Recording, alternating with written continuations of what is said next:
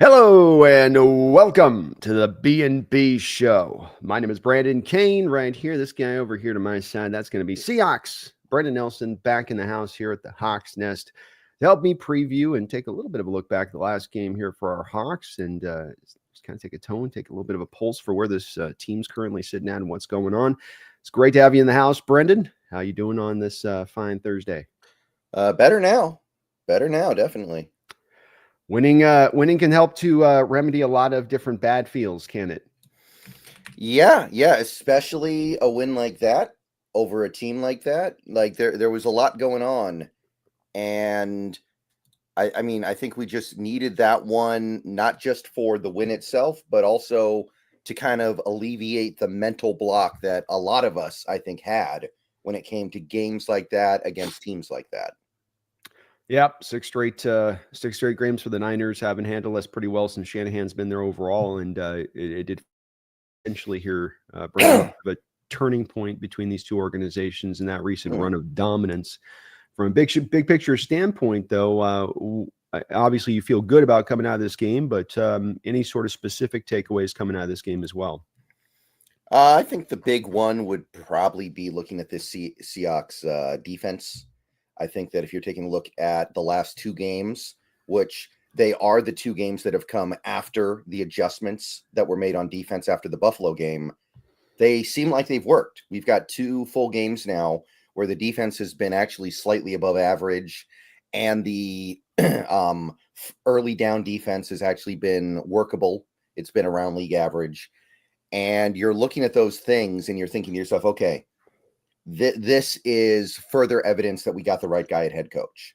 Because what I was saying in some of those games a month ago when the team really wasn't playing well defensively was, well, I understand he doesn't have the exact coach that he wants or the exact roster that he wants, but you coach what you have, not what you don't coach what you wish you had. And he's made adjustments to account for what he has, and it seems like it's worked. That was one of the worst offensive games that the Niners have had ever since Brock Purdy took over. So I think that's the number one takeaway for me. Not to say that I'm super down on the offense after this game, although they didn't play great, but I think that defense turned in a performance unlike any defensive performance we've seen against the Niners over the last 3-4 years. And I think that's the number one takeaway. How much do you account of that being that the Niners were a little shorthanded with key guys out and being no Kittle, no Brandon Ayuk, or do you feel like it's a legitimate performance? Well, in some of these previous games, it didn't really matter who we were playing. We were just playing bad. Like we let the Giants walk up and down the field on us over and over and over again. And that Giants team struggles to score more than 10 points a game in pretty much every game they played since that game. Yeah, So I can only attribute that to it so much because earlier in the season, it didn't matter who we were playing. It's in some of those games. Like the Patriots had good offensive success against the Seahawks in that game. So, yeah, we have been helped by the fact that our opponent was weakened. I'm sure some of the things that happened in that game don't happen if they have Kittle. They probably don't happen if they have Ayuk. Although they have done a phenomenal job replacing Ayuk with Jawan Jennings. He looks as good as Ayuk has ever looked, if we're being honest, these last several games. But at the same time, I still think it's a big step in the right direction for this defense. I agree. I do think that you didn't went out there and take it. You took it from them at home, and they had some relatively good health in other places, and we've had our share of injuries on our side of it. So it is a little bit more tit for tat from my standpoint on this game and the outlook on that. Um, Offensive wise, we've got back in our two offensive linemen back in the ranks, and maybe we didn't get as much of a output as far as scoring return goes with those two guys, but based a little bit on what we saw from the field on them, to my eyes, and then obviously the matching PFF scores, which go together in my opinion of what we saw, both Oluwatimi and Abraham Lucas really came out and stabilized some things on that line from those positions, did they not? Oh, definitely. Yeah. Especially Lucas. I know Oluwatimi got a really good PFF grade, and I thought he played fine. I don't know if I thought he played as well as the grade indicated. But this is going to be an interesting last 7 games for him because it's going to take a lot to win me over because I don't want to do the thing where I kind of fall in love with a player because he plays okay. And then I think, okay, we're good here. And then we get to next year and then we find out, oh, he's just okay. And okay is not good enough. So it's going to be an interesting last 7 games for him. I would love to be able to go into the offseason saying, okay, we actually have center taken care of, which that's kind of what's at stake here. But I'm going to have a high standard there. I'm not going to just look at Oluwatimi being the 25th best center in the league and go, yeah, I'm ready to hitch my wagon to that for 2025. But maybe if he can take it up to 16th or 15th best center in the league, then I'm like, all right, we got enough things to worry about this offseason. If I can take center out, then I'm going to be pretty happy about that. So I'm definitely excited to see what he does the rest of the way. Same with Abe Lucas, who, there's just a difference in this offense with the way it goes. And we caught a break when Bosa went out, but I don't really care that much. Like we saw this offensive line play miserably against everybody. It didn't matter if it was Bosa or Aiden Hutchinson, or it was just some random guy on the Giants or some random guy on the Falcons. We couldn't stop them. In this game, Bosa goes out, everything changes. That is a big step in the right direction. It is, and Lucas definitely held up well against Bosa throughout the game. It wasn't like, and that's first game back, rust you're trying to knock off, but going back and putting a video together of Lucas's snaps in this game that I'm hoping to get out today, and it just stood out that he was handling him all the way through. And then when you see him at the end of the game, when he's got a Leonard Floyd going up against him instead, it's like he's taking on a toddler at that point with the previous battle where they're kind of going back and forth, and it's he's hanging in there perfectly fine with Bosa, but then almost kind of dominating a bit with Leonard Floyd. I mean, just completely shutting him down on some reps where Floyd's almost giving up mid-rep, and you can feel him giving up mid-rep. And I think that he's going to be such a huge boon to this offensive line, Oluwatimi as well. And to your point on this, Brendan, I think even if he gets to middle of the road, part of my mantra is going to be take it past the line. As far as on the offensive line, no pun intended, meaning take it past that bare minimum state of things. And so I think that even if you get him to a 15th, you'd go prior years and you'd say, okay, he made us feel warm and fuzzy on the back end of the schedule. Now let's go make a Nick Harris signing for about $2 million, and we're good at center. And I think instead what you've got to do is probably find that extra quality guy that pushes Oluwatimi on this. Hopefully he can take the job at that point.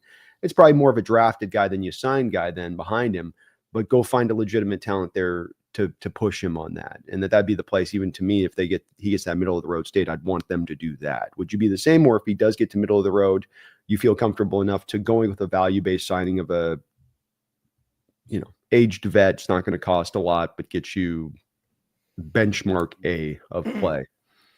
Yeah, that's a tough one. That's a tough one. And my sense would be that at that point you'd have to say we got to take care of the things that we have to take care of, like left guard. Left guard is a must this offseason, I think, unless you really think Haynes is going to be able to handle that transition. And at this point, my confidence in that is low. So you got to take care of that. And then you got some other things you also have to take care of a little bit in terms of fixing the team for the 2025 season. But it's really not that bad anymore. You've kind of done a pretty good job of figuring out this linebacker thing, right? I don't feel like we're going into the offseason with some desperate need at linebacker anymore. You probably have to address nose tackle in some way because all of our nose tackles are about to be out the door. You might have to do a little something with safety, maybe, but you pretty quickly can loop back around to center. And the thing that I'm a little concerned about is I do think that this draft is pretty weak at center. There isn't a lot that I like. So I really would like to at least be able to go into this offseason thinking I don't have to get a center because I don't know if the center is going to be there. But I think the important part is that we need Oluwatimi to look good, not just okay or mediocre, for us to feel like we can roll forward with him. Because for some reason, the team didn't feel comfortable playing him until now when they literally have to. Like, again, there were reports that Jalen Sundell was out playing him. So I need to see a lot of evidence to contradict that.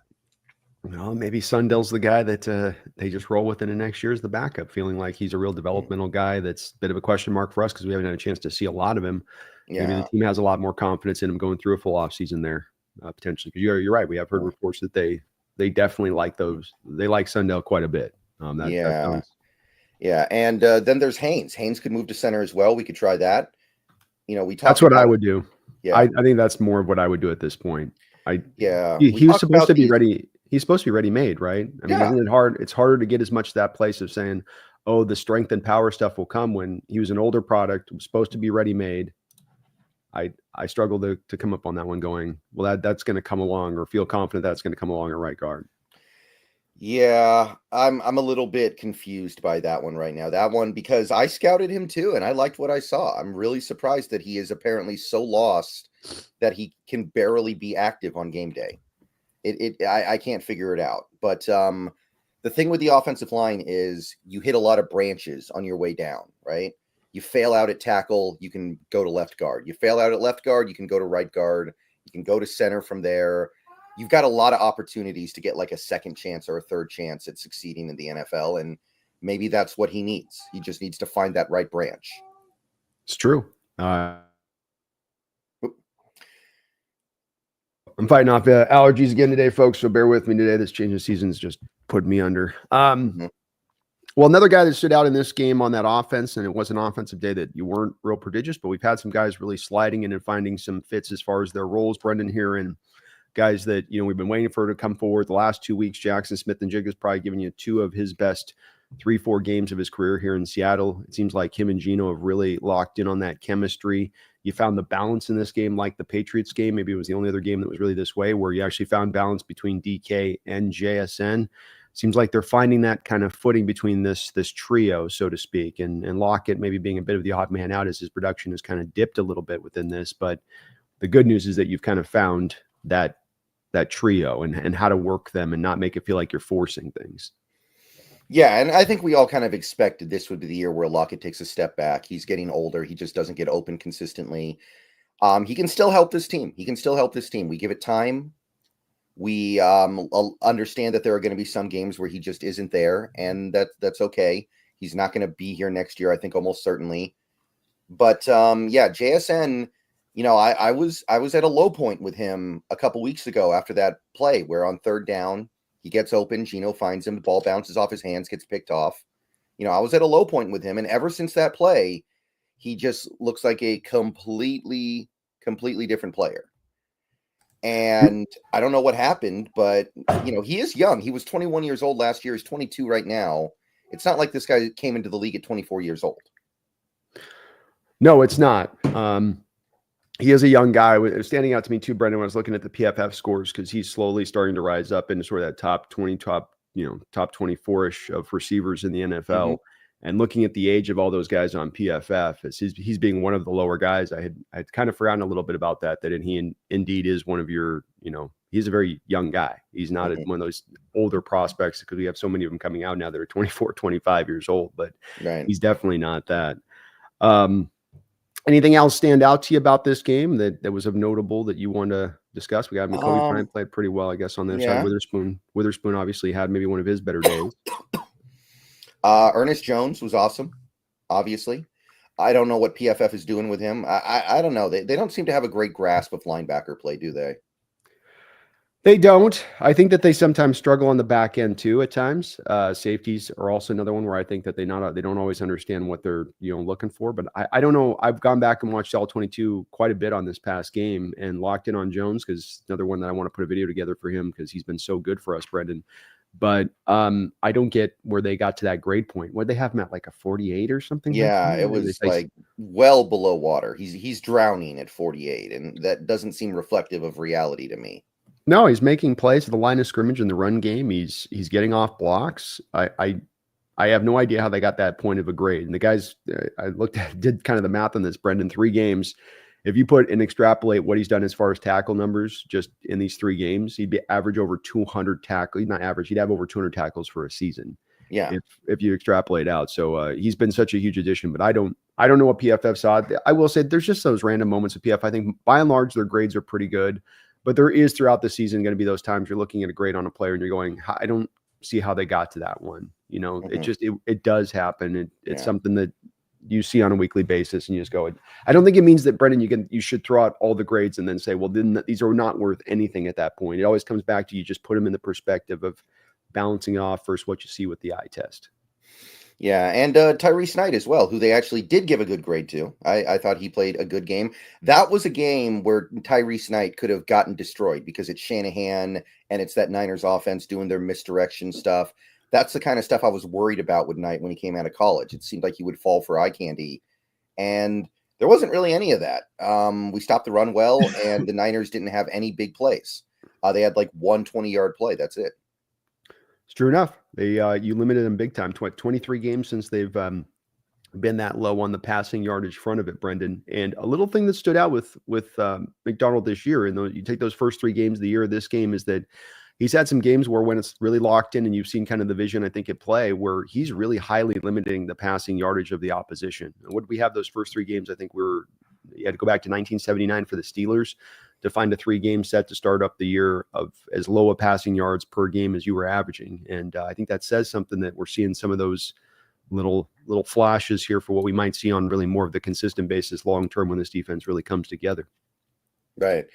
And offensively, one thing that I noticed, and I saw some numbers yesterday, I even made a video about this that really stood out to me.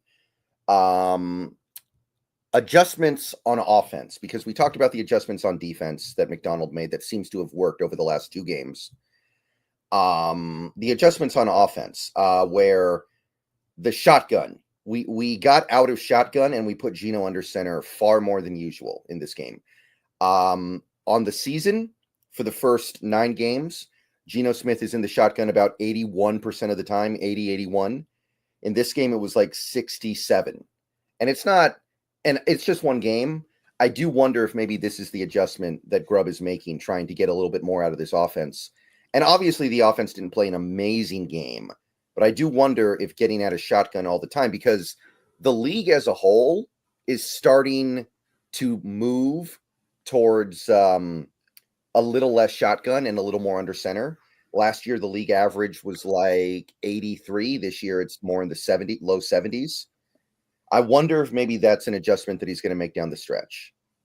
I sure would like to see it. I think Geno's got the mobility to work off of the play action, boot action that you can run off of it. And I do think it's going to be better for a guy like Zach Charbonnet, who's been very neutralized out of shotgun, especially on his carries. Walker can do a little bit more of the shotgun stuff, but even he, I think, is very much benefited. I mean, if you look at 2 of his bigger runs in his career, the New Orleans game or the San Diego game, those are all coming out of kind of a gap power, right up the middle off of under center, if I'm not mistaken, and getting those runs. And so I would love to see it, man. Quarterbacks don't tend to like to turn the back. I'm sure Geno would fight against it a little bit, but the shotgun has not allowed you to be necessarily prolific in scoring, and being a little bit more open to those other ideas would be, nice. Even the thing like the fly sweep that you could run, you can't really run that out of shotgun. And if you run it under center, like they did to Jackson on the one play they ran it, where he got actually some yardage, it was effective. So it's just other things kind of open up, I think, from that under center, and would love to see them keep building on that.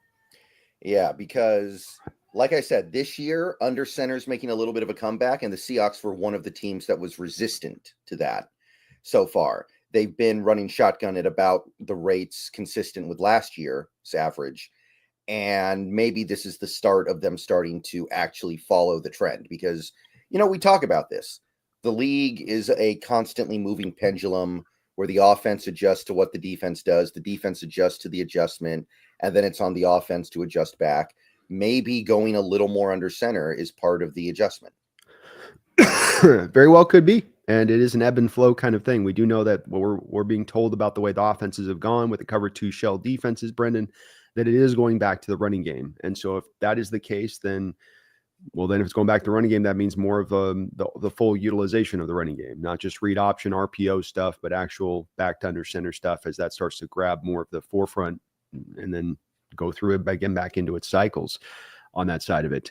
Is Kobe Bryant our long-term guy there at safety, Brendan? Have we found our potential long-term safety there, or are we still going to probably take a look at that this offseason? I want to say yes, because I really like Kobe. He brings some stuff to the table that I really like. The ability to force fumbles. That's rare in this league, and that is something that can be really valuable. Like, I think he forced like 5 fumbles as a rookie, and he wasn't even playing full-time. He was a slot corner that year. So I want to have that on the field. At the same time, I understand that safeties are probably something that McDonald really, really values, because in Baltimore, he had a legitimate defensive player of the year candidate in Hamilton. So I don't want to say, okay, we found a couple guys who are good, so we don't have to think about it anymore. So I'm going to be open-minded on that front. I would like the answer to be yes, for sure. But I would understand if he wants to try to find his Kyle Hamilton at safety. I would get it. Yeah, I think it's possible that he ends up falling in love with the guy, especially it's a big guy that fits to maybe that player model that Kyle is kind of a bigger guy. And boy, he sure does have a nose for the ball, does Kobe. That you talk about the forced fumbles, but has a pick this year. Also has a near pick with the Rams game. Had another near pick in this game on a throw on Purdy. I mean, he just seems to have that nose for the ball and being around the ball and just able to, help cause those turnovers. And I think he's going to get a pick. I was calling my shot. I think this week he gets his interception because he's been so close here. I think he comes up and grabs it this week. And I think he's taken steps here, Brendan, to where he's going to solidify himself in that way if he can, Yeah, as it turns out, sometimes moving players around to a new position every year actually works. And you give him a couple years at that one position, then like safety, as opposed to moving him to a new position every year. Wow, looks he can actually start to kind of somewhat master it and get good at that position. Not outside corner to slot to safety. It's a little bit less of that, just peeing around a little bit. But he's settling in there and he's playing well. Good tackler too, Brendan. He's tackling well, which is the thing you'd worry about as a corner convert to the safety position. Is can he tackle? Is that holding up? And doing pretty well with that. Seahawks are kind of slowly, I noticed with PFF coming up this year bit by bit better than they've been as a tackling unit in prior years. Yeah. The Rams game, which was an overtime game, they had 4 missed tackles the whole game. Yeah, it's gotten better. And certainly Ernest Jones' presence has helped out a ton with that. But Tyrese Knight was good in this game as a tackler. He's been good in that area. And boy, that kid looks really good out on the field. You can sure feel he gives you that different size, doesn't he, Brendan, than what you've had at the other linebackers out there. Like he's got a little bit more oomph to him as far as a player than some of the lighter linebackers we've had come through. Yeah, and that pick is a great example of just trusting the process working, because when we drafted him, I think a lot of people, yourself included and myself included, were like, yeah, I don't know if I get this, because the tape in college was, first of all, there wasn't a lot because he played at UTEP, right? That's right. And what we saw was not great, but we just kind of went, okay, it's Mike McDonald. He likes this linebacker. We're going to go with it. We're going to trust it. And so far, yeah, that's actually paid off. The in Mike I Trust thing seems like it's actually working out. It really does. It really does. And Mike got to handpick him, of course, to what we've heard on those reports. And he seemed to have picked a good one on this one, as this kid looks like a long-term player. And boy, is it nice this year as you go through where we're looking at having so many holes a couple of weeks ago. If the season can round into, oh, hey, look, right tackle looks like it's getting solidified. Oh, hey, look, center's getting solidified. Hey, we get Ernest Jones on an extension. Tyrese Knight slides into the will. Doesn't prevent you from going and taking another linebacker at that point. But now Kobe Bryant up at safety.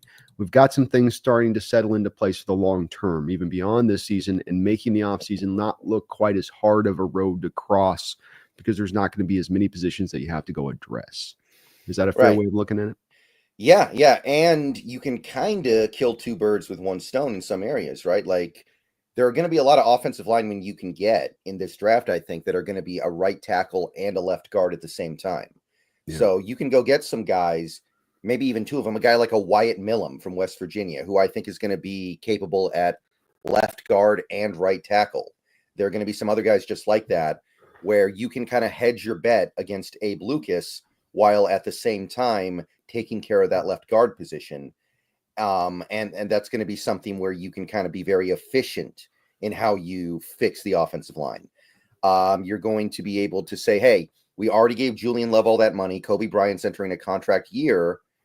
We might not really need to worry so much about this safety position anymore. Trey Brown is on the outs, clearly. I don't know what it is, but he's done something that the coaching staff doesn't like, because he can't even get on the field anymore. Well, I think it's Job, isn't it? I mean, it's Job's development more than it's Kobe's. That's exactly what I'm saying. Like, Job, now he's a free agent in the offseason, but he's not going to be expensive to keep. Like, you could just decide, okay, these are our cornerbacks next year. We're going to go with Woolen. Even if we have to go ahead and let Woolen play out on the 4th year, then so be it. It's going to be Witherspoon and then Joby, and you've got your 3 guys. You've got Pritchett maybe developing. You've got maybe another developmental guy, but you don't need to make a big investment there. And it's like things are starting to really open up. They really are. And Job's played really well, Brendan. He's got through that minimum 100 snap count for cornerbacks and just well graded down the line. So it's cool to see he's come forward. And interesting decision that they'll have on him if they are able to bring him back on that low end deal. But you would feel pretty good about the corner room. You have Nehemiah Pritchett still there, then developing behind as well in addition. So you have a little bit of depth there. Again, not to be then pressed this offseason, have to really hammer it as much. But Job's been a very impressive player out there and what he's brought on the table.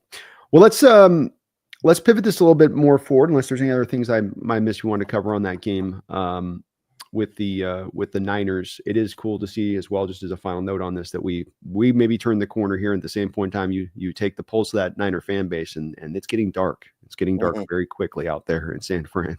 Yeah, and firing their coach. I think it's now justified because of how bad their schedule is the rest of the way. They got to play the Packers, they got to play the Eagles, they got to play the Lions, and even like the Bears are not a pushover. I think that's a team with problems. That is not a terrible team, and they've already lost to some pretty mediocre teams this year. So I actually think they're starting to get a little justified in being doom or gloom. I don't agree with them wanting to fire Shanahan, of course. That's going to be my next question to you, because I think that thing is absolutely ridiculous that the fan base is even flirting with that as far as a possibility of a solution here. I think it's stupid beyond all measure. Yeah. I would assume that Shanahan is one of the highest paid coaches in the league. I don't know for sure. I haven't looked at like any kind of a coaching salary list, but he's getting that money regardless of whether or not he's going to work for you. Do you really want to try to enter a bidding war on like a Ben Johnson when you've already got all that money tied up to Shanahan, knowing that there's probably going to be a bunch of teams. There are going to be a bunch of teams looking for a new coach this offseason. You're going to be in a real fight trying to get a good one, right? Because you've got obviously the Jets. They're going to need a new head coach. You've got a team like the Browns might move on from Stefanski. I don't think they should, but they probably will. Sounds like the Giants are going to fire Daboll, or is it Daboll or Double? Daboll. Okay, Daboll. There's going to be a lot of openings. I don't think this is the offseason you want to enter into competition.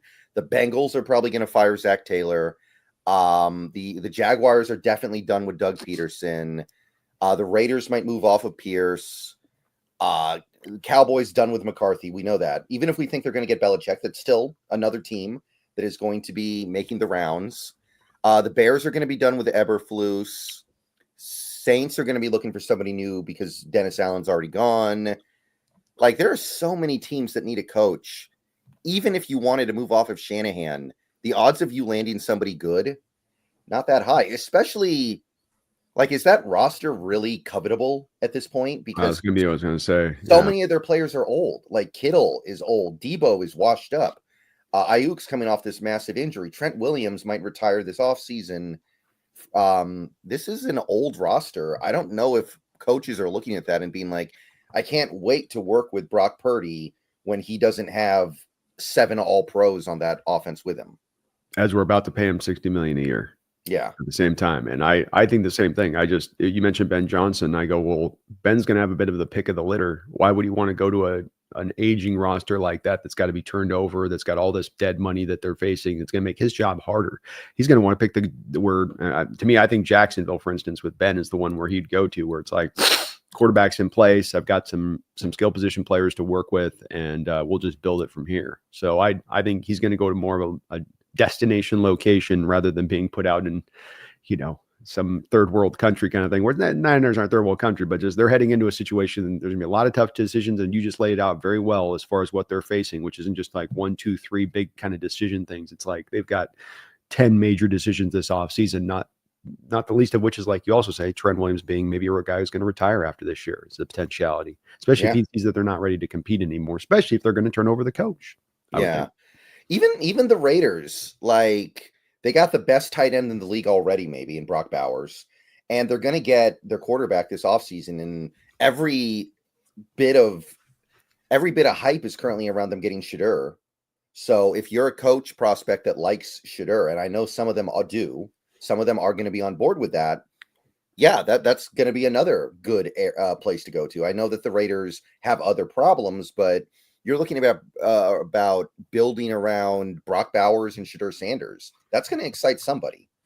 And you have Brady there as maybe a counterbalance weight for the people that might be freaking out about Harris if a head coach was right and looking at him and going, yeah, but that guy, I don't want to deal with him. And to your point, one other thing on that with the Raiders, number one in cap space for 2026, number 3 in cap space for 2027, and number 3 in cap space for 2025.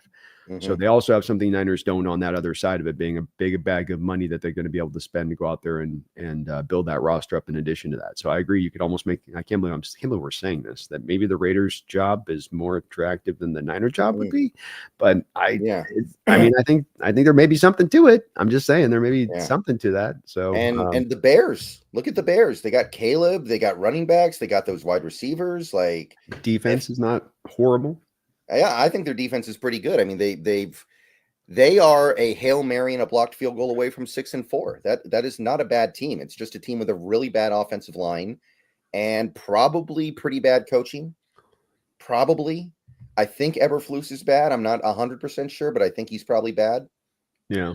No, I think he's not a good hire there. And they've got an interesting place where if Johnson wants to go there, and we were hearing reports that Ben Johnson wanted to go there last year, but of course the Bears didn't fire their coach, then it'd be interesting to see the Bears this year if they pivoted away from passing on a guy like Ben Johnson last year because they weren't willing to fire their coach, to then getting stuck with Cliff Kingsbury this year because Ben goes somewhere else. And, they're trying to do some, I mean, to me, that'd be some of the it'd be just low end math on their part. Well, Kingsbury worked with Caleb at USC.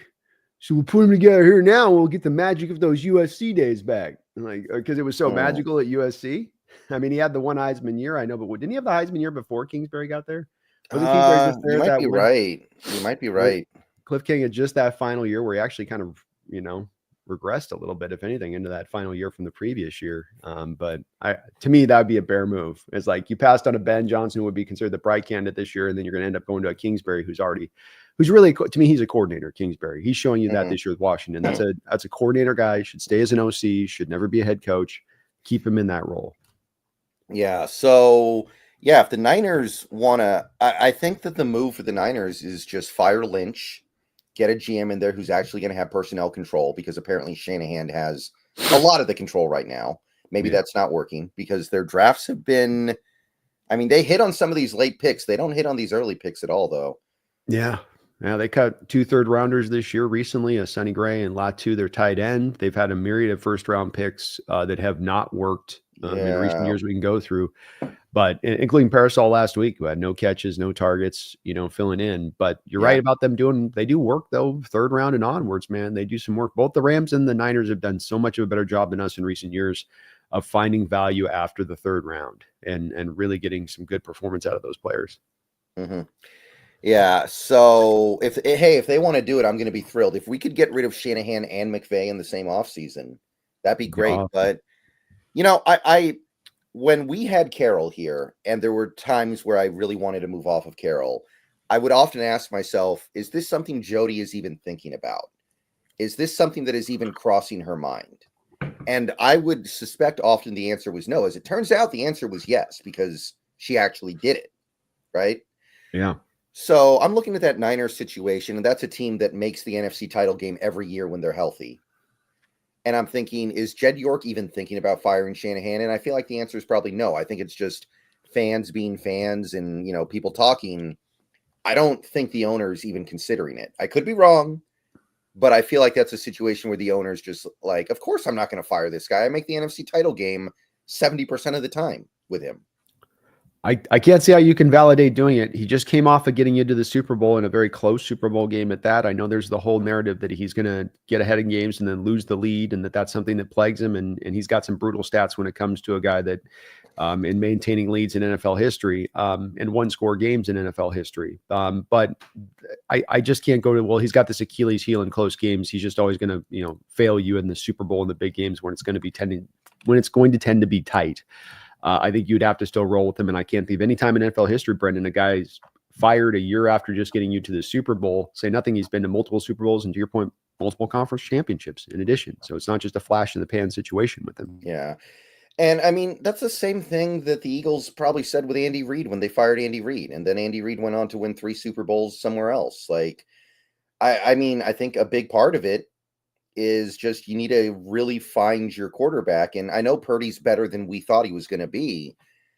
He's still not a great quarterback. I still don't think he's some elite quarterback. I think he's pretty good. I think he's, probably top 15, top 12 even maybe. But to me, if you ever gave Shanahan like a legitimate top 8 quarterback, he'd print Super Bowls. It just hasn't happened yet. I agree. And it's the part where I wouldn't want to let a guy go if I can't say that I've been able to give him that. And they go, well, what about Trey Lance? What about Trey Lance? Look, quarterbacks miss all the time. It's one of the reasons that you and I don't get as caught up on. It's all about the QB and just get that quarterback, because that's no guaranteed line to go solve your quarterback situation. It still becomes a very much a crap shoot. But I agree with you 100%. You get that guy a legitimate quarterback and not a guy that he has to sort of manage around, and he's going to go get you Super Bowls, which if I'm an Iron fan, that's keeping him here. Then that's data that should tell me that I shouldn't be looking to move off him. I will say we did hear some scuttlebutt about those contracts they set up, Brendan, in the start of the year and how they put those up. I don't know if you looked at their over the cap situation, but base minimum deals 2 years out, 3 years out on certain guys, I think that had the owner a little bit disenfranchised just a little bit in how they did that, especially because they haven't gotten Super Bowls taking that approach. And the future cap situation is looking mighty gnarly right now for them. Yeah. And to me, if that's the problem, if that's the stitch up, then you should be looking to get a better GM, not fire the coach. Like Shanahan is very, very good at doing head coaching things. Maybe he's not so good at doing the GM stuff. And maybe Lynch isn't helping alleviate that situation. Agreed. I think that's where he can't have his head in that way. And we saw this in our own place here in Seattle with Holmgren, who had his powers pulled back a little bit, and it was able to benefit the team by getting to a Super Bowl after you took away some of that personnel control. I think coaches just got to coach, man. General managers got to general manage. It's not good to cross the streams. It just really isn't. Really isn't. Well, let me get a couple donos here. We're behind here. First, got a couple of new members to your channel, I believe, on this. We got Ari. Yeah, that one's on my channel, and this next one's on your channel. And Chris is on my channel. How do you know by that? Is there the same? You see the little paperclip icon next to the paperclip means it's on the channel that is the guest. And if there's no little paperclip icon, that means it's on the host, and you're the host this time. Gotcha. Well, Ari, thank you for becoming a member of Brendan's channel. And Chris, thank you for becoming a member of my channel. Welcome aboard. Thank you for doing that. And appreciate you guys on that. Catch, thank you for the $5 donation. He says, so this offseason, we need to address center, right guard, left guard, linebacker 3, wide receiver 3, and depth stuff. Am I missing something? Man, it's really, really deflating that we have to worry about right guard when we spent 2 pretty decent picks on right guard in the last 2 drafts, Bradford and Haynes, but maybe, right? I think you're going to have to, Brendan, and I'm going to be a bit militant about this because I'm going to say I want to take it past that line. I do not want to do the bare minimum thing where we're like, oh, well, this guy will come forward if he hasn't. Oh, that guy, because we picked him here, is certain to come up to here because that's where we picked him. Don't want to make that mistake this offseason because that's where we've gone wrong on the offensive line. I think you really have to, unfortunately, kind of like you say, you have to hammer where you wouldn't like to because you feel like you have addressed these positions a couple times in recent years. But it is what it is. It's been the worst positional group on this team. It's been short sold for years now. That means you got to course correct, and that means you have to do a little bit more, overdo it a little bit to get it fixed, in my opinion. Yeah, right guard's easy. How do we keep messing this up? God damn it. There are right guards everywhere in this league. Just find one. Find one, man. There'll be a bunch of them in this offseason, and I just find one that's some decent quality. You don't have to spend all the money on the guy, but put a little bit of, hey, he's been solid every year for the last 5 years. He's going to be even league average. Just getting league average, which you shouldn't have to pay high market prices to go get.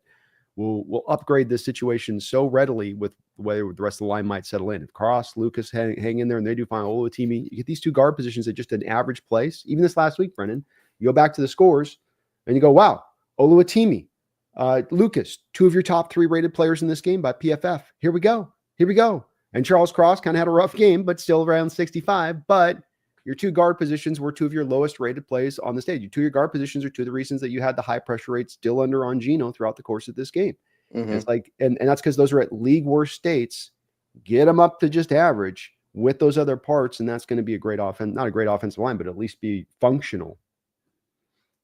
Geno has the ability to make the offensive line look great because he's making this offensive line look better than it is in most games we play.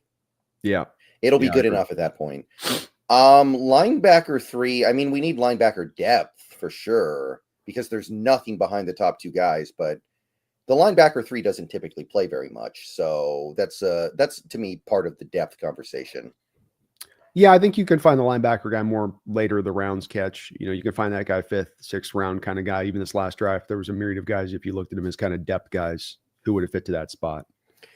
And wide receiver 3, I think, is actually kind of a big one too. That I don't want to sleep on that one because this team is going to be a little tight end deficient, I think, next year. They just are. There's not going to be an opportunity to get a great one. And Fant's probably gone. And Pharaoh Brown's probably gone. So I would say that you really need to make sure you nail that third receiver because I think Lockett's gone.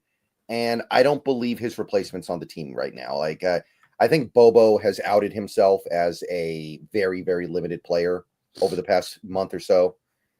And like I like Derek Young, but not in that role. I appreciate Chenault, but he clearly can't play more than a handful of snaps a game, and he may not be here next year anyway.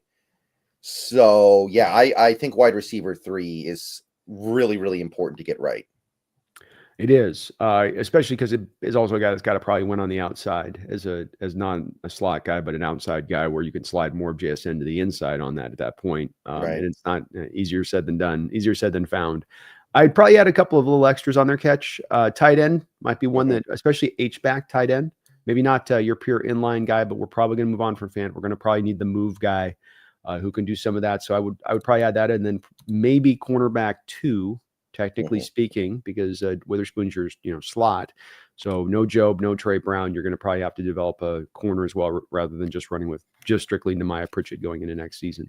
Yeah, and don't sleep on edge because right now Draymond's gone next year for sure, right? We agree? Yeah. And I don't know what's happening with Nwosu. Maybe Nwosu is done. So at that point, you've got Mafe, you've got Hall, and you've got nothing. So don't sleep on edge. And as good as we like these two guys, and I do like Hall and Mafe, they're not ascending to difference makers at the position. Mafe's rounding into having just about the same year that he had last year, which is fine. That's 9-10 sacks a year. That's good run defense. It's a good all-around edge, but that's not a difference maker. And I'll tell you with Derek Hall, a guy that had a really rough year last year in stopping the run, slowly but surely as this year's gone along, his run defending scores and his ability on that side of it has slowly dipped down. And it's gotten me a little bit concerned with him long-term as a player in that way, that maybe this is a guy that can only do really his good stuff as a pass rusher and everything else is a little bit maybe limited.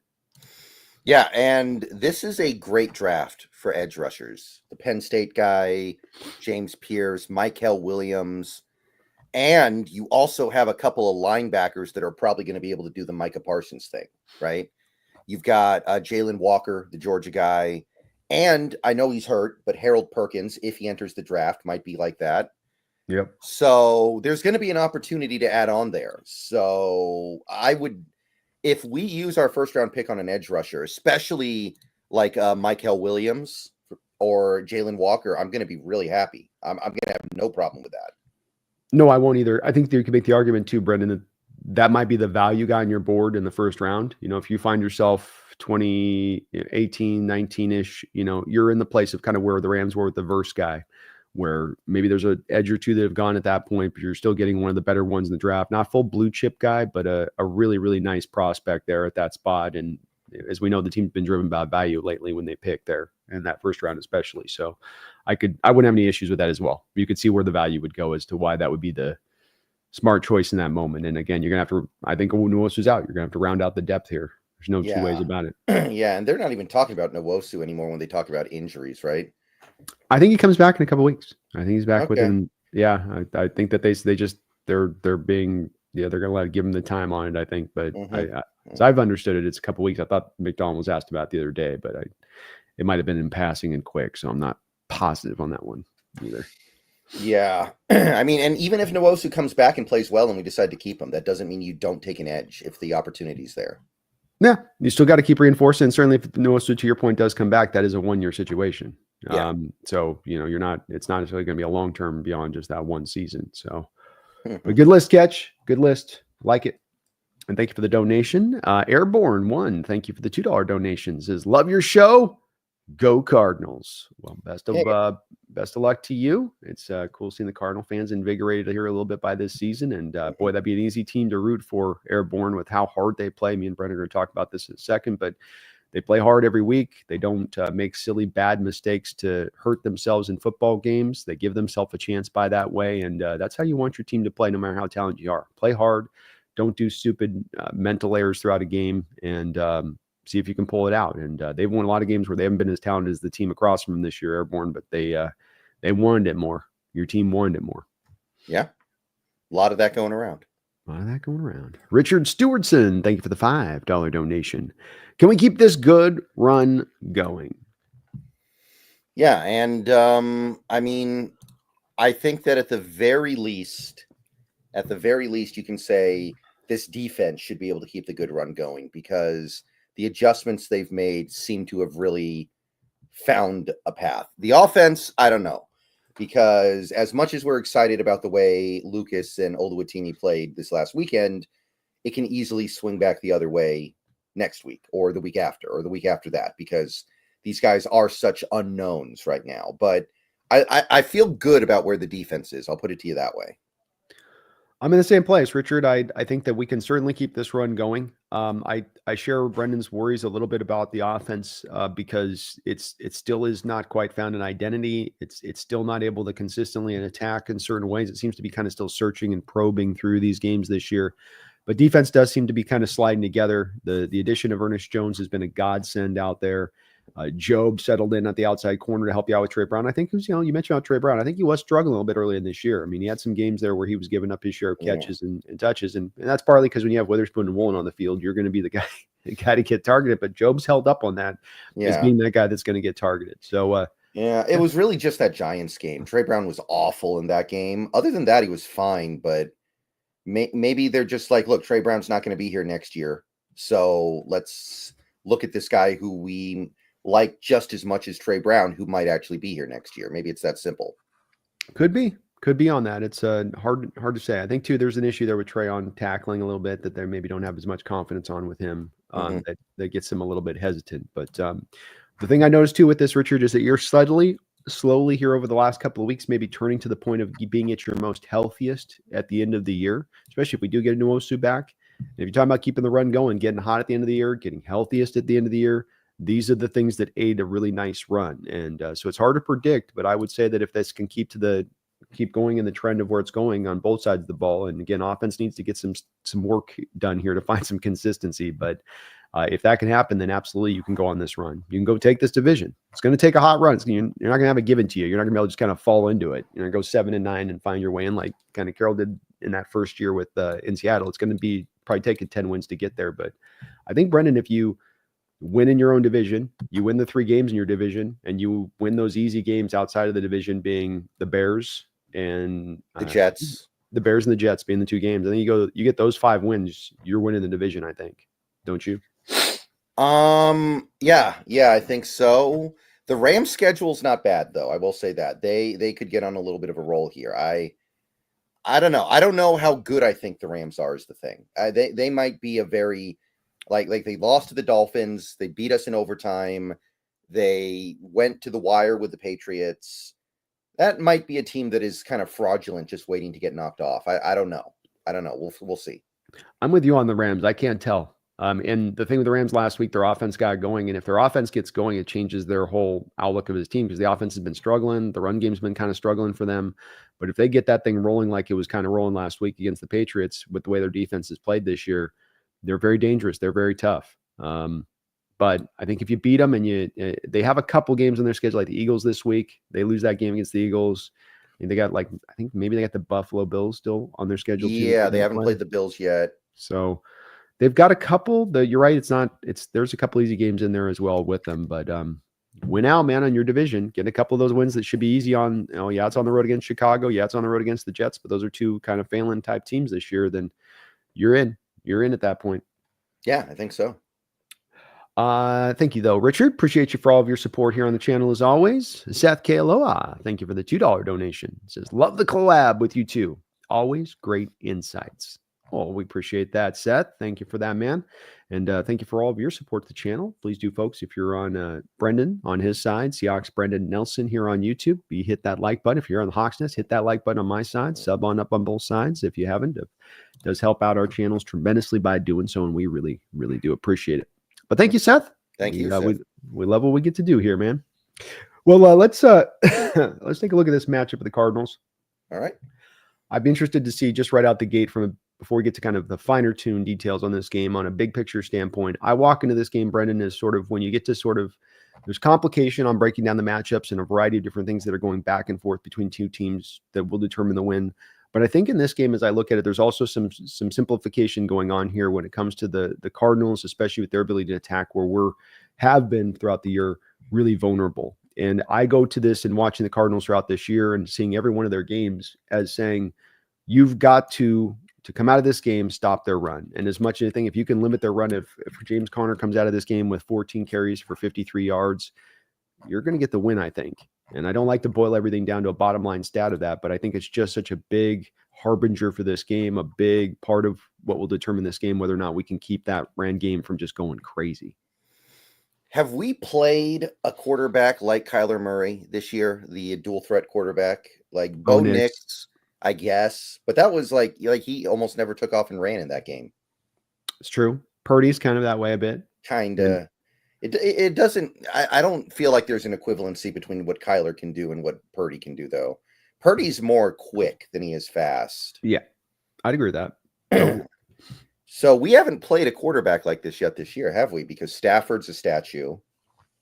Goff's a statue. Goff's a statue. Brissett's a statue.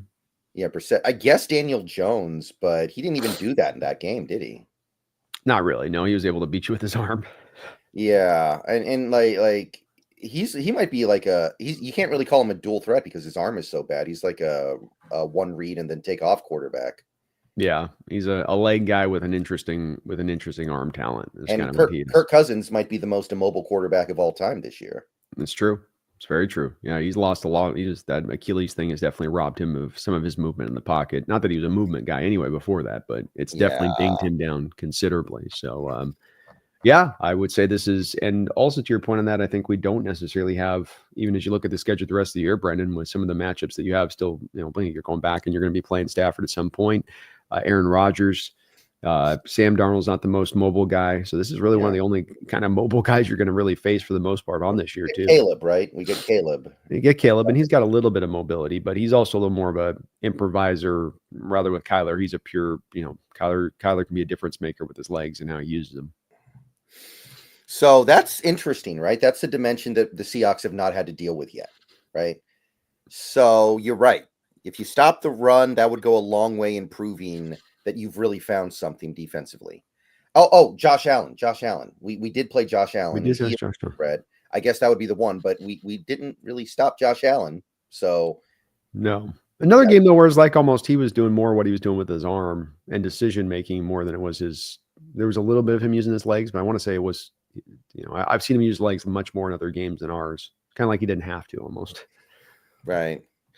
So that's definitely an interesting dimension here. That's just one more player you have to be worried about on these running plays. That's one of the first times this year where we're having to play a quarterback where every time he sticks the ball into his running back's gut, you got to be worried about him pulling it back and taking off.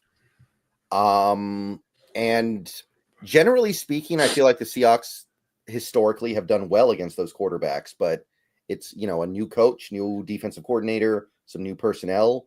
Are they going to be able to keep up? Like we're talking about Ernest Jones, how much we love him, how much we're happy with that trade right now, but he's a slower guy. Is he going to be able to keep up? Tyrese Knight's a quicker guy, but is he going to get tricked by some of this misdirection stuff and let Kyler get the outside on him? He's not as fast as Kyler. So there's definitely some interesting stuff being brought into the picture with having a quarterback like Murray out there, and it's a new challenge for McDonald to try to stop. And you look at our personnel compared to their personnel, it's not the greatest matchup, I feel like.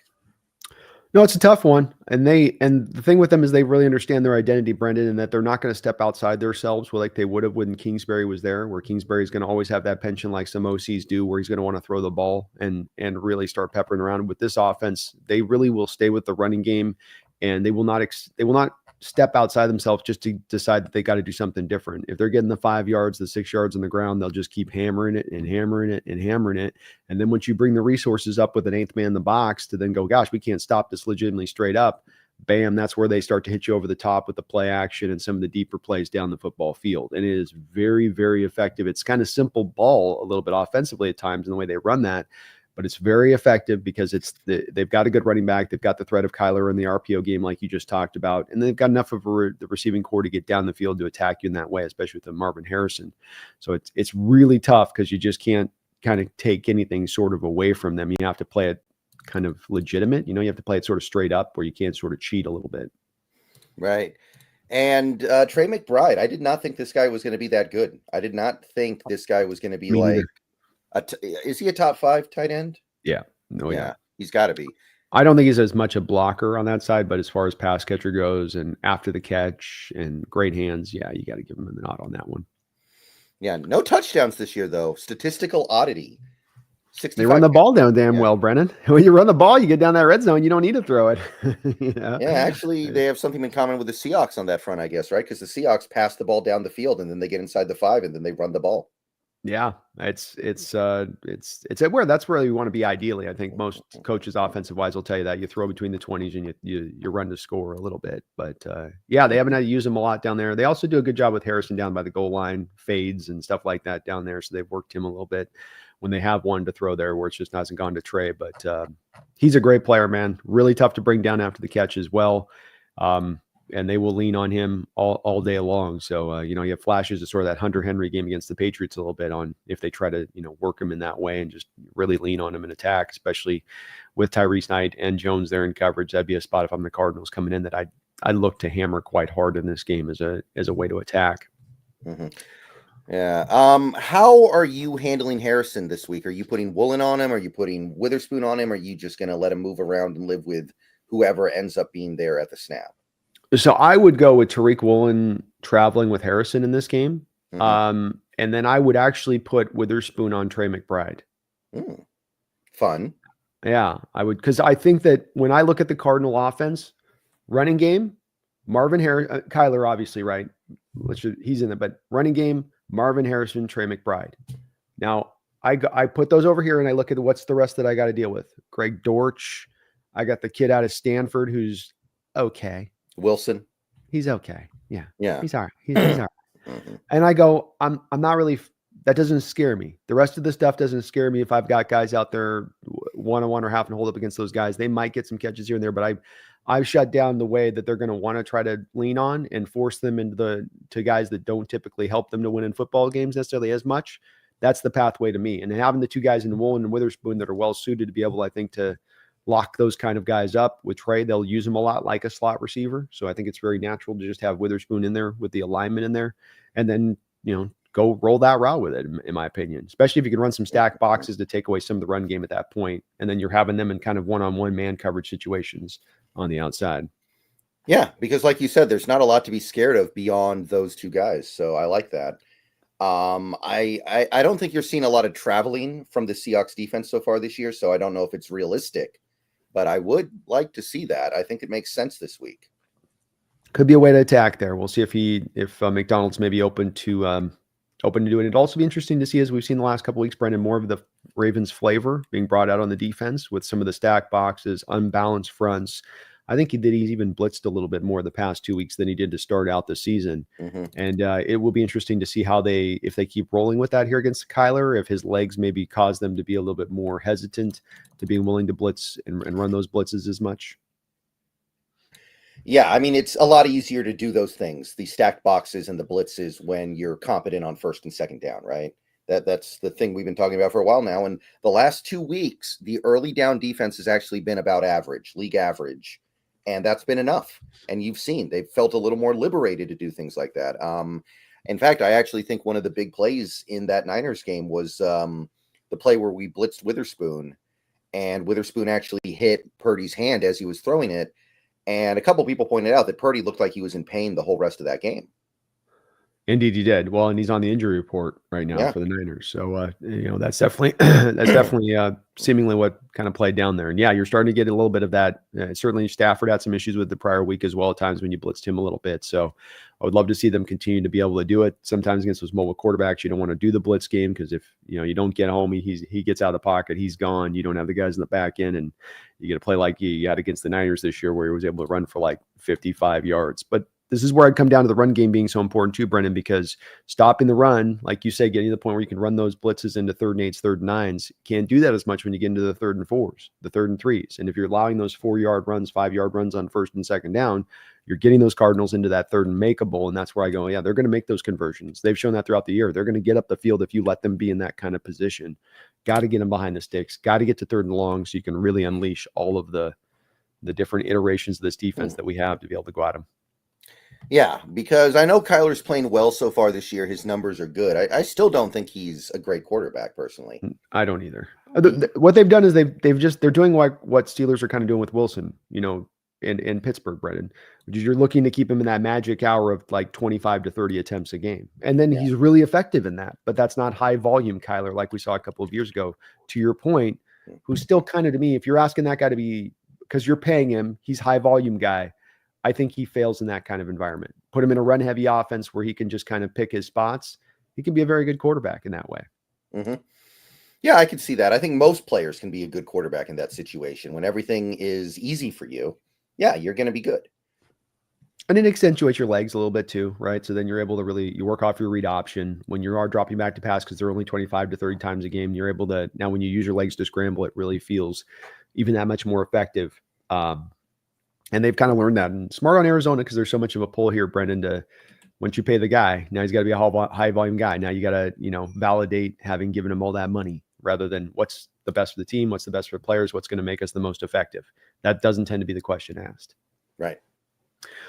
Well, let's flip it over here to the defensive side of the ball. Other than just, I want to say on the offense thing with Cardinals, the last part to deal with here is that they do have a line that may be one of the better lines we've had to deal with in full and how they played this year as far as run blocking, pass protecting. It's Paris Johnson's turning into a really good left tackle out there. Froholt has become really good for them. They've got Evan Brown they're rocking at left guard this year, Brendan. Yeah, he's been good. He's been good. Yeah, he's holding up there. Sorry, I'm going to sneeze here just a second. Right. But, that offensive line's no joke. Kyler's been sacked 15 times in 10 games this year.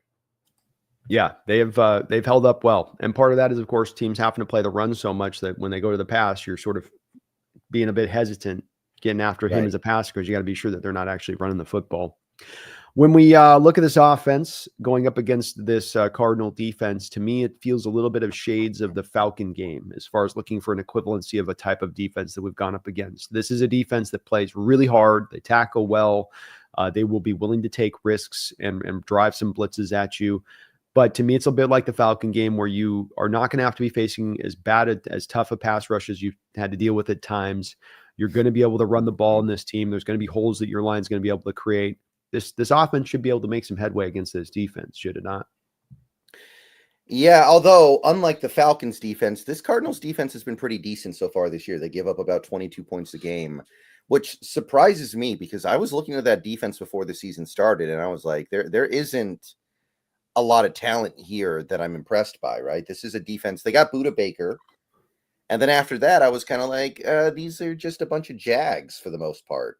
And Budda Baker at that point was getting old. I didn't know if he had that much left in the tank, but maybe Gannon's actually proving his mettle here. Maybe Gannon's actually a pretty good coach. He's getting the best out of these guys. But I still look at them and I go, I don't see a lot of stuff that I'm afraid of on this defense.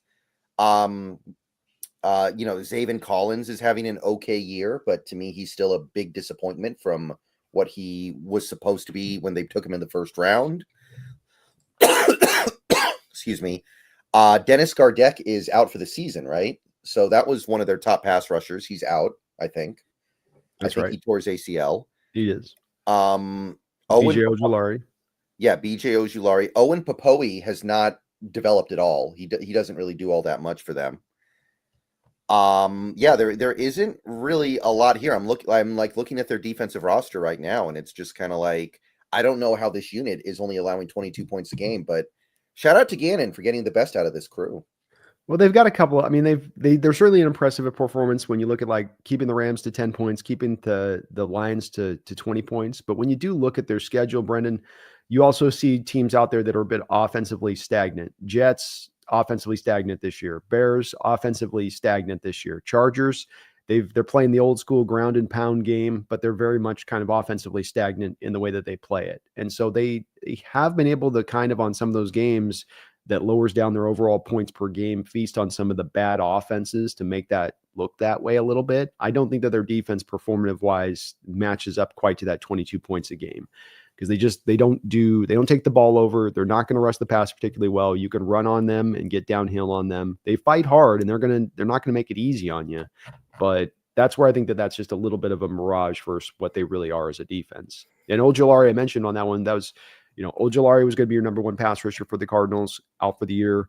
Gardeck, like you mentioned, filled in. He's been out. They haven't had Darius Robinson out. He's going to get the first round pick for them is going to be playing his first action this game, probably on a sample size of snaps because I would imagine you're going to run him out there the first game, 50 snaps.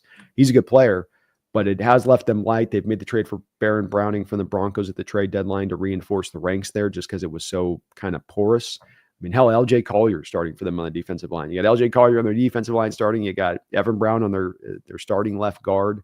DJ Dallas. DJ Dallas is as sort of the kick returner. So yeah, I think you can get after this defense even with where they've technically been at it. And Budda Baker's been awesome, man. I mean, he's looked like for them what we thought Jamal Adams was going to look like for us. Basically, yeah. Yeah, they don't get a lot of pressure. They've got 24 sacks on the season, so they average a little more than a sack and a half a game. They don't take the ball away. They've got 5 interceptions total on the season. It's an impressive performance so far, but it also feels a little bit like a paper tiger, right? It kind of feels like if they run into a string of good offenses, they're going to get exposed. And I'm not saying the Seahawks offense is good yet. We don't know yet. I'm not saying that this is the offense that exposes them. But I am looking at it, and, you're right. They gave up 42 points to Washington, right? And I remember watching most of that game. Washington was just moving up and down the field on them like it was some kind of Madden sim. So, yeah, I'm not convinced. I'm not completely buying this. I will say they've got momentum. They've allowed 15 total points over the last 2 games. And what is the Washington offense, Brennan? What is Cliff Kingsbury's background? What's his offense called? No, air raid. And what's Ryan Grubbs? Yeah, that's exciting, right? We like that. Well, maybe you got the same plan of attacks to look at that Kingsbury offense and how they attack this team and go, hey, we run the same offensive structure of plays in our air raid system too. We can attack those same things that Washington did on this defense and take advantage of in the same way. And I think that the losses they've had that have been sometimes the bad losses this year that stand out for the Packer game or the Commander game there, Brendan, this is a team that wants to keep themselves in the game / play from the lead. They're not a team to play from behind. At home, as we've seen with this Hawk team at times in a couple of games that they've had this year and getting up on teams and then just kind of stepping on them like a little bit like the Bronco game, you can do that to this Cardinal team and now force them away from being able to lean on the run as much, force them to have to get pass happy now. And then you can almost sort of take the running game with them by how effective your offense is, as opposed to just by how well your defense is stopping the run. It's a pathway to getting the win in this game. And one of those ones where you can't win the fourth quarter. Well, you can win this one in the first quarter if you can get out into a lead. Can you not? Yeah, I think that's probably the recipe in a lot of football games in general right now. But especially in this one, you're right. This team does not have an abundance of great receivers that they can lean on to make a big comeback. Kyler, like you said, is somebody who's averaging about 27 passing attempts a game. If you got him up to 40, you would probably see some of the bad Kyler stuff start to come out that has really been suppressed so far this year. The question is, as always, is this offensive line going to allow for this team to put up those big offensive numbers that gets them to the point where Kyler has to throw the ball every snap? I think you've got the playmakers on the outside to get it done. You got the backs you can utilize on the side, and the offensive line is not going to be as challenged as they've been in prior weeks. And the thing we've seen with Geno is that the statistics on him having a clean pocket, operating from a clean pocket, as infrequent as that has happened this year, is that he's been tremendous when you've given him that. Oh, And yeah. that's why I think you saw that Falcon game, him playing so well in that game, and that was one of those games where you gave him that consistency there in that pocket to work with. And not to mention, there's the cumulative on this, Brendan, where I talk about the cumulative on a guy like Geno, where it's like 2 years of bad line play, and you start to see him making unforced errors, or start to see him have things happen to him that wouldn't be normally what you saw a year and a half prior when he was first starting, because it's the accumulation of those hits adding up. There's the good side of this to the other part of it as well, though, where if those hits start to be reduced over the course of a couple games, he starts getting more comfortable in the pocket. He starts to feel like he can trust that offensive line a little bit more, and now he's more within himself and how he's playing the position. Yeah, and like we were just saying, this Cardinals team does not have one good pass rusher, really. Their leading pass rusher so far this year is probably Dante Stills. Like, if you look at it, Dante Stills, their guy who was supposed to be like their big-time pass rushers, Dennis Gardeck, and he's out. Ojulari. So, yeah, and Ojulari. Okay, yeah, Ojulari, you'd put him in there too. Like, they don't have that Bosa guy. They don't have that Hutchinson guy. They don't have... these are the guys who have really just absolutely destroyed us so far this year. They don't have anybody like that. They have a couple guys that are kind of sort of okay. Like I said, Dante Stills actually leads the team in sacks so far this year at 3.5, which is kind of wild. The fact they've gotten this team as good as they have with missing that pass rush, and it's not, it seems like maybe shade, but it's not. It's just to say your coaching has done so well. Those players have done such a good job of playing to the height of their powers, of whatever their talent has to give on the field. They squeeze out every bit of that. And there's a lot of times we've seen with our team at times the talent as they've been in recent years where we go, man, I don't think we're always playing up to our level of talent. And the Cardinals are going past where their level of talent is. This should have taken them another year, especially with where that defense is at, as light as it is talent-wise, to get them to this kind of state of performance. But it speaks to the job Gannon's done. It speaks to how hard that team plays every week that they've gotten this performance from the squad.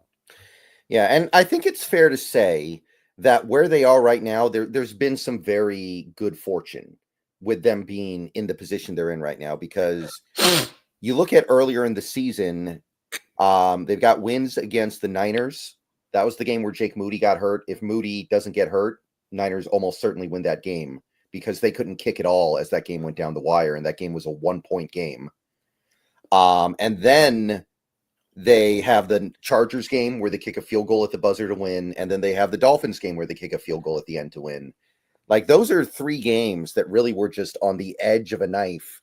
And if they lose even one of those games, I think they kind of just curl up at this point. They're probably just kind of mentally out of it, because at that point they would have been like, what, 2-5 or something? And mentally, I think you just kind of fall out of it. But those 3 results all go their way. And by the way, those games I just talked about are sandwiched in between them getting completely blown out by the Commanders and the Packers. And then they kind of start to believe in themselves a little bit going into these last 2 games where they've won in a blowout. But that doesn't necessarily make them a great team. That just makes them a team that is kind of feeling themselves a little bit, because they were able to get a couple of really, really close games to go their way by, more than anything, I'd say, good fortune. And they're catching probably to your point on this with the Bears and Jets the past 2 weeks. They're catching those 2 franchises in their worst states of the season at that time, and where they're getting to play them in those kind of blowouts, where those teams were definitely just, the train slid off the tracks, and those teams in their season, they were pretty much put a fork in them at that point. So yeah, I don't think that they're necessarily super strong here, or necessarily the record matches. They've had a really tough early part of the schedule, Brendan, and what does stand out to me about that is that they weathered that early tough schedule. They took the Bills on the road to within a touchdown. They had that Lions team that completely blew the doors off of us to within a touchdown in that game.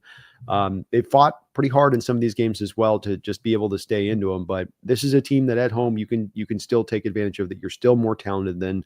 And if some of the things that have been a little bit leaky on this team, like that line, like the run defense, can shore up just a little bit, even not have to be dominant, but just shore up a little bit, I think you come out of the other side of this with the win.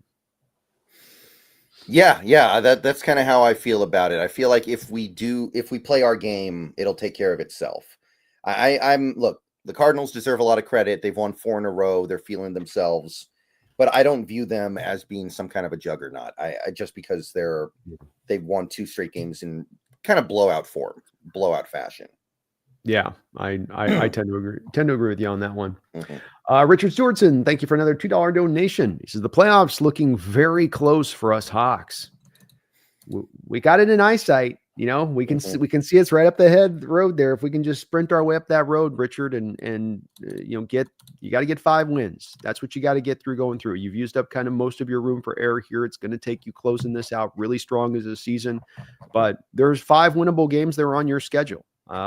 Rams, Cardinals, 2 games against the Bears and the Jets. Those are all, to me, winnable games here. So, you know, you can go take it. How much does this team want it? How hungry are they to get it this year? Can they see it? You know, we're going to learn a little bit about them in that way.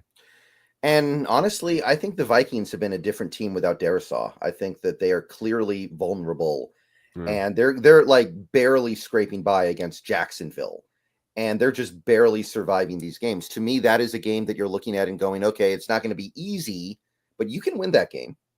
Certainly. Yeah. Yeah. Even the Packers don't look great. They needed a blocked field goal to beat the Bears. That's right. And it is, I think both those games are at home. Is the Vikings not at home? that really helps you anymore, but yes, you're right. I know. And we haven't exactly been, you know, great at home, but better than at least maybe the road on that one, on that especially Green Bay. You don't want to go into Green Bay. Not in winter. Not in winter. I mean, and they've got, I think that's the thing of the Niners. This Niners season is on the line right now, Brendan, with you never like our season's on the line to stay alive, and we got to go into Green Bay and get the dub. Like, you know what I mean? Like, ouch. Seth K. Aloha, thank you for another donation as well. Appreciate the double donos, bro. He says this might be an explosive game for Geno. Their pass rush being bad, Geno can have a clean pocket, and Geno is as accurate as anyone with a clean pocket. Yeah. I mean, we have gotten to the point where whenever I see Geno actually have time to set and throw, I feel like something good is going to happen. I just implicitly trust it. I do. And that goes to, again, the statistics where they can track quarterbacks in a clean pocket versus a muddy pocket and how they play versus they don't play. And Geno's been really good when you've given him that clean pocket set. And that's where I do go to, you know, we're kind of thinking of like on this, where I look at it like that Atlanta game where when you gave him that time, when he wasn't inundated with pass rush, when you could get a little bit of a running game going, so you could maintain some balance over the course of the game, move the chains, control the clock. That's where you found Geno maybe as much as effective as he's been throughout the whole year. And I think this is a game well set up for himself to go out there and be able to really eat your receivers on the outside. Garrett Williams for the Cardinals has been a pretty good player for them, and he's come along all right. But Max Melton has been as raw as me and Brendan thought he was going to be coming out of Rutgers. Really talented, really athletic kid, but he's not refined. He's not ready really to go out there and be the guy there for him yet. And Murphy Bunting is a guy that's just kind of out there because they know how raw Max Melton is going to be behind him.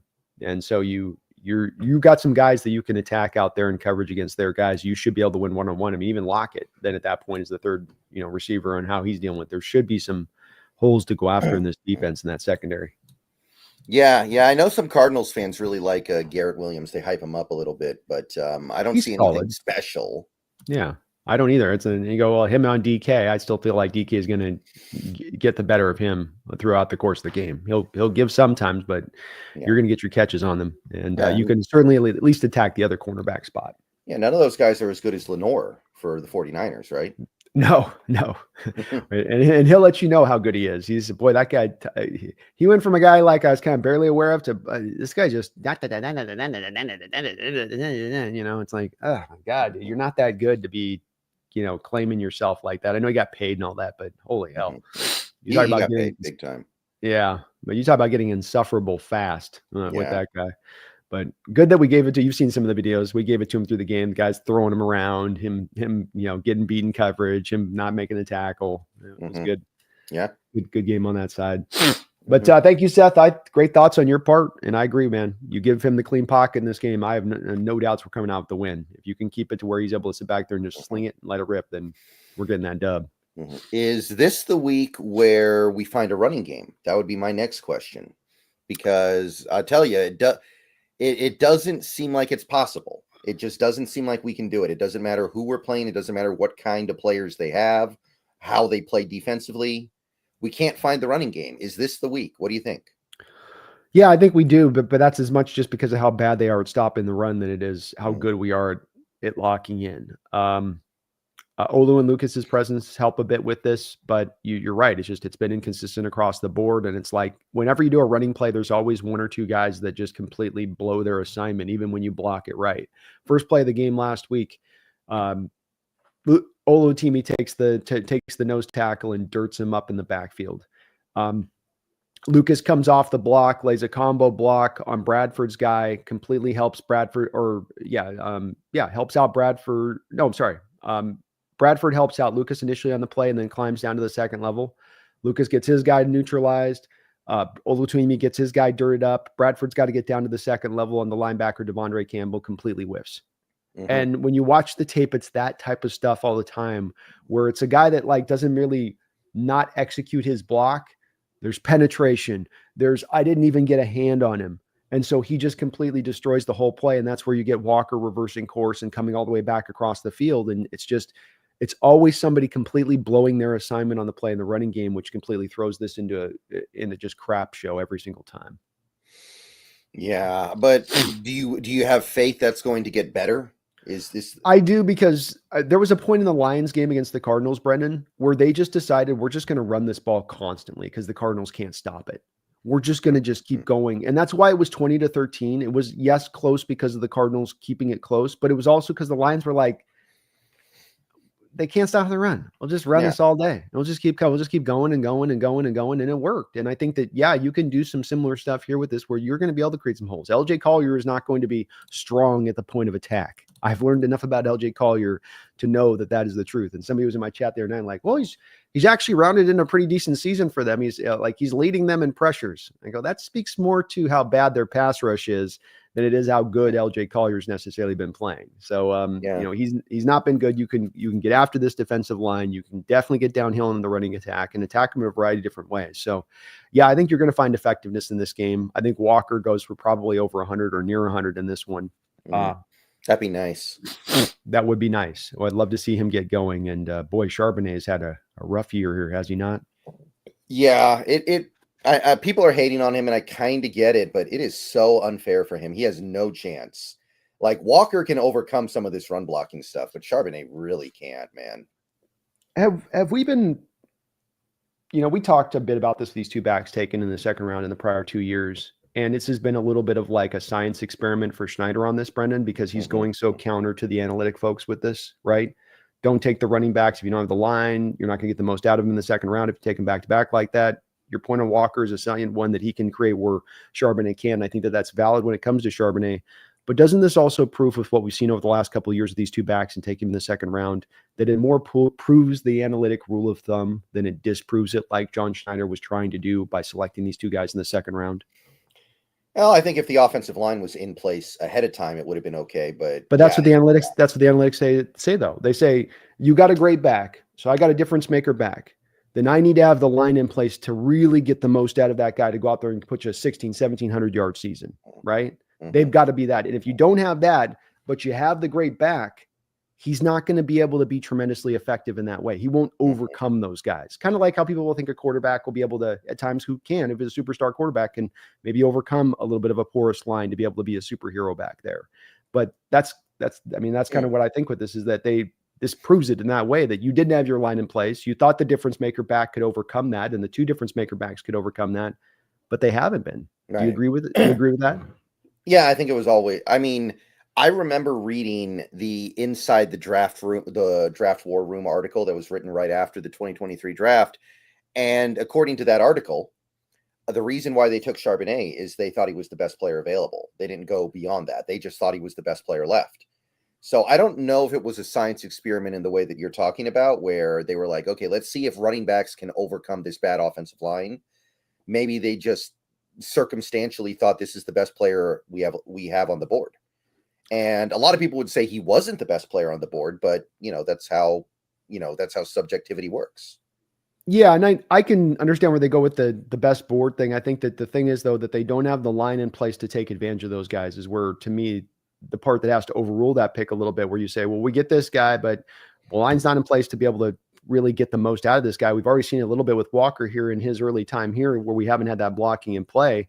where that's got to be the thing. And I say this, Brendan, because it's about pushing this conversation forward more than it's about looking back and shaking the finger at the Charbonnet pick. It's more about, okay, John, the lessons you learn from this as you go forward are, I can't do that again. Even if the guy is the top guy on my board, I need to understand that the drop off to a 4th, 5th round running back versus looking to target a different position there, even if it's not the high value guy on your board, is a better route to go there, because Charbonnet is not going to be enough of a difference maker over the top of that 4th, 5th round guy. Yeah. I mean, I'm inclined to agree with that. I don't get me wrong. I do agree with that. But one thing I would push back on is some of the fan base now thinking that Charbonnet is just a bad player. He's not a bad player. No, it's just that he needs the hole created for him. And that's okay. It's not like you said, it's not a black mark on him. Walker's the better back. Walker's a top 3 PFF back in this league right now. He's the highest rated player in your Seattle Seahawks by PFF as far as his ranking at his position of anybody on this team. So Walker's a far and away kind of difference maker. And it's because he's not that, you can't put that comparison. I agree with you 100% there. And he's still a guy with a lot of talent, good 3rd down back overall, I think, for the most part. But he needs his holes created for him. He needs the space created for him to go out there and be effective. And then he's a guy to me, Brendan, who you give him a 6-yard hole, he'll go get you 10, 11 yards maybe. Yeah. When you get him that, then that's where you start to feel his true effectiveness as a player. Right. Yeah. We're trying to use him sometimes as a short yardage back. He's not a short yardage back. No, that's not his game. Just never has been a game, even going back even to college, in my opinion, for the most part. Right. Go ahead. So speaking of the running game though, so one thing that kind of is interesting that happened in this game is that Geno at the end of this game starts using his legs. I know he probably doesn't want to do it very much because he's old and he can't afford to get hurt. If Geno gets hurt, things are really going to fall. The wheels are really going to fall off the wagon. Oh yeah. But is that something that you think we need to see a little bit more of as the season winds down? Yeah, I think that you've got to, when you have an offense that's inconsistent, and which, especially when the running game's not working, and you're going to have to sometimes get way too more pass happy than you'd like to get because of that, then you've got to be able to manufacture things. You can't just drop back to throw and be like, well, we're just going to wing it around the field here and make it happen. This is where you build in those tunnel screens that have worked so well for our offense, Brendan, where it's now not about the quarterback going through reads. We're manufacturing some touches, throws to the flat to the running back, trick plays, misdirection. And yes, Geno using his legs at times, even in somewhat of a purposeful approach. I think that's a smart way to go, where you're just sort of diversifying up your offense. You're making it less able for you to peg it down. And that's a little bit of what we thought we were getting here with Grubb overall, is an offense where you can't defensively just kind of get locked into one thing. But he's got good legs. He can use that stuff. And I think you're on the button with this in saying he doesn't want to kind of do it. And that's kind of the key to this, is that I think that there's moments there with Geno back there where he wants to, and quarterbacks have a tendency to do this anyway, right? Even Russ would do this with his legs at times, where I want to throw. I want to get it. Hey, there's a 8-yard play right there. Take the 8-yard play. Get down, take the yard, run out. Just, it's right there. Go grab it. So, there's that tendency in quarterbacks, I think, to try to steer away from that. And he's got to fight that a little bit. He doesn't have to go run heavy, but just like he did in this game, even just save it for your 2 minutes, or save it for your, end of game situations even, but bring it out then in full if you can and get the opportunity, because defenses are not expecting you to run. And sure as hell that there's no spy out there on this guy. Yeah. And I feel like that might be the recipe in short yardage, because we become such a bad short yardage team. Maybe Geno keeping it is the solution to us grinding out some of these 3rd and 1s, 3rd and inches, 4th and inches type situations. He's been good in those keeper kind of moments too. When you asked him to just kind of do the sort of Tom Brady dive forward thing, he's been pretty decent at it overall with it. But yeah, I think you've got to find your ways to be willing to use his legs at times. We saw last week, it can be very effective. Teams aren't expecting it. And especially, I think, because the word is out with him not being a scrambling guy, right? Where they look at him and they go, well, he's not going to move around to some of these quarterbacks in this modern era. And what that does lead then to, Brendan, is that you get the pass rush then kind of going crazy and wild at him. And now what happens with those guys when they're going wild and crazy is that they can sometimes get flying far past the quarterback. And like we saw in that game, that's where those holes open up for Geno to climb the pocket and then go take those yards. But when you have like the mobile quarterback, like we have against Murray this week, you get more of the mush rush. So you get more of that just slowly trying to close the pocket thing down, which doesn't give you those holes to leave the pocket if you're a quarterback. So that's part of also, I think, where it is opened up for him to take advantage of that stuff. Yeah, so that's something that's going to be interesting to see how much we lean on that now, because he's actually our second leading rusher now. on the Yeah. season. So I hope he embraces it a little bit. I know he's old. I know he wants to get paid. Oh, did we freeze up here? Are we Nope. okay? We're Okay. okay. Okay, No, we're cool. good. But it's part of the recipe for this team to actually win down the stretch, I think. I do too. You got to go and win 5 games here down this last line. You got like a one-loss thing that you can basically happen, and maybe you can lose 2, and there's some way to still slide in. But if you really want more of a guaranteed path to get in the playoffs, this is what's going to happen, and that means we've got to use all weapons we have at our disposal. And as you say, second leading rusher. There's been times this year, I think that we had the one game where he busted off the 40, 50-yard run. You got to use everything. It's going to take all of the torpedoes to get this to the end of the season and get in the playoffs with kind of how you've set the stage and put yourself behind the 8 ball a little bit with some of the bad losses that you've had this year a little bit. So I'm with you, man. I think it's a great point, and lean on it, Gino, a little bit. You don't have to go crazy with it, but 3-4 times a game, find those moments where you can use those legs. It would be huge. Right. Absolutely. Well, anything else kind of worth notable here from the offensive side of the ball from your perspective going up against this defense that you'd like to see or that you think is going to be a key on coming away with a win on this one? On the defense, you said? Yeah. It's so interesting because this team is so different from the way it was under Kingsbury. And under Kingsbury, you'd have 4 receiver sets all day, and you'd have like 4 or 5 different receivers that could get you. It's so different now. But I can't think of anything that really stands out in terms of what I want to see. I just want to see an all-around solid game. I just want to see the things that we've done over the last 2 weeks where the defense has played really well. I just want to see those things continue. I don't think we need any one person to be a hero. I don't think we need any one player to put the defense on his back. Obviously, maybe you look at a guy like an Ernest Jones who has completely transformed this run defense. Maybe you look at that. But I'm not looking for any one person to be a hero. I think if you play your game and you execute, you're going to get it done, and you're going to give yourself a great chance to win.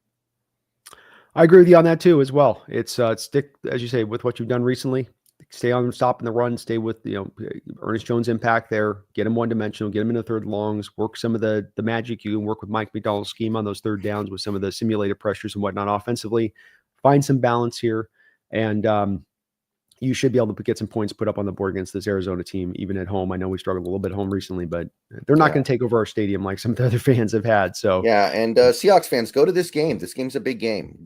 Go to this game, please. I echo Brandon's sentiment on this. This team needs our help right now. We've lost partly these games at home in recent weeks because of the fact we've had our stadium taken over by the opposition's fans. Let's get out there. Let's give them the full throat of our voice and give them that opportunity to go on this stretch run, because this would be a hell of a great, it's already probably going to be a successful season when it's all said and done, with McDonald sort of showing his mettle and what he can bring. But getting to the playoffs, I mean, that'd just be a huge, huge feather in the cap on thinking we're closer, rather than further away, rather than thinking, oh no, it's more rebuildish than it is. No, it's more of a reload thing into the offseason as opposed to that on the other side of it. So it'd be very cool, but let's get this dominance back at home. Let's regain this factor. So be loud if you're in that stadium. No sitting on your hands, no stuffing your face with popcorn. I want you loud on third down. I want you loud when they're in the huddle offensively, the Cardinals. Yeah. Well, give me a final breakdown on score here for this game. How do you see this playing out for your Hawks? How's this one going to shake out? Let's go. I'm gonna say 27-20. Oh, Seahawks. I like it. I'm going to go 27-24, Brendan. I think we get a last-minute drive with Gino and a field goal of Jason Myers to get you the win at the end. But I think we do just enough, man. I think this team can see right now what they've got a possibility of grabbing this year. They're feeling the good vibes a little bit more now as the year's gone along. McDonald's made his adjustments, which you were talking about earlier. Look very smart, especially in regards to the linebacker position. I mean, this is working out right now, but those moves initially were like, oh, you're leading your main tackler, Joe Jerome Baker. But he's been on the smart end of it. He's seemingly seeing this pretty clearly as the situation and what kind of needs to be done on that. Very encouraging. And I feel like the team is going to turn this thing to a good spot by the end of the season, finish off strong. Whether we get the playoffs or not, I feel like we are going to finish off strong, which is exactly what we hoped at the start of the year, wasn't it? Yeah, absolutely. All right. I think that I don't know. I feel better about this game than I probably should, but I just look at the matchup and I feel comfortable with it.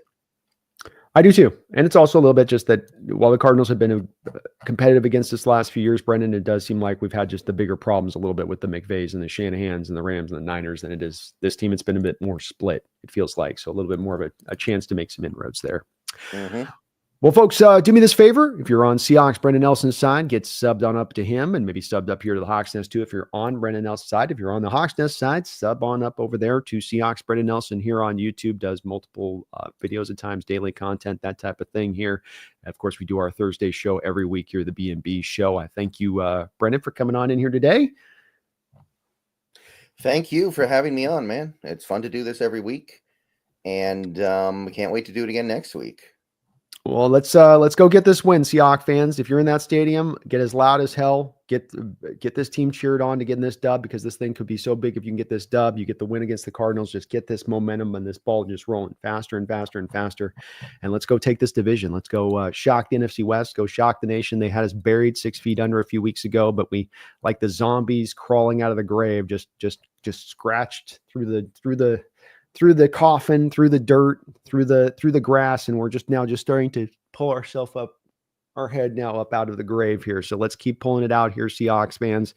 Let's get this dub, be loud in that stadium, and let's see what happens the rest of the year. Yeah, I like it. I think we're gonna get it, guys. I think we're gonna keep this season alive for at least one more week, and then see what happens. See what happens against the Jets. Well, hit that like button out the door for good vibes and to just get the guaranteed win this week. It's the like button that'll get you the guaranteed Hawk win. I tell you, I know it true. Thank you for watching today, folks. We will be back very soon. But until that time, especially with a big game like this, don't you ever forget, go Hawks. Go Hawks.